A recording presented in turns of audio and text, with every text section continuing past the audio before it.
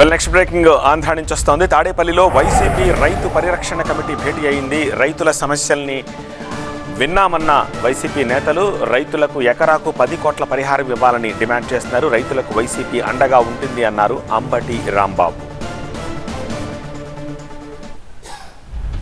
2,47,00,000 రూపాయలు ఎకరానికి అంటే అక్కడ ఉన్నటువంటి పరిస్థితుల్లో చాలా దారుణమైంది. అక్కడ ఏ పరిస్థితులు ఉన్నాయంటే పక్కనే 7 కోట్ల రూపాయలకి మొన్ననే ఎకరం కొన్నారు. అన్నిటికన్నా మించి ఏంటంటే సీఎం రమేష్ గారు ఆయన రీసెంట్గానే కొన్నాడు భూమి. This is the document. ఎంత కొన్నాడంటే 5 కోట్ల పైచీలకు కొన్నాడు ఈచ్ ఏకర్. ఇది 5 కోట్లకు కొన్నాడో 8 కోట్లకు కొన్నాడో కానీ డాక్యుమెంట్లో మాత్రం 5 కోట్లని ఉదాహరించారు.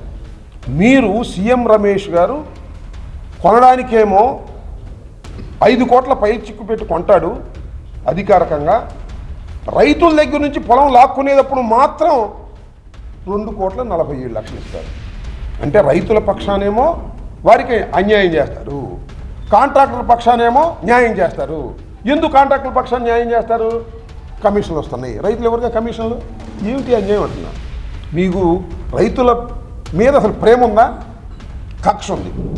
ఎందుకు కక్ష? వీడు పోలింగ్ ఇవ్వలేదు, వీడి సంగతి తేలుద్దాం, ఈ చట్టాన్ని ప్రయోగిద్దాం, ఈ చట్టంలోని అంశాలను స్టెప్పుల్ని పూర్తిగా వైలేట్ చేసేసి బుల్డోజ్ చేసేద్దాం అని రైతుల మీద ఏం అన్యాయం అండి?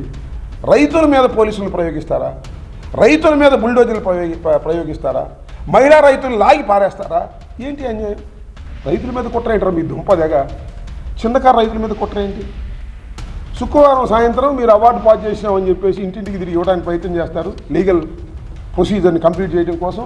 శని ఆదివారాల్లో కోర్టు ఉంటుంది కాబట్టి వాళ్ళు కోర్టుకి వెళ్ళలేరు కాబట్టి శని ఆదివారాల్లో బుల్డోజర్లు దించుతారు, పోలీసులు దించుతారు, కాకి బట్టలు వేసుకుని వాళ్ళు దించుతారు, డ్యామ్ డూమ్ అని డబాయిస్తారు. ఇది రైతుల మీద ప్రయోగించాలా పోలీసుల్ని?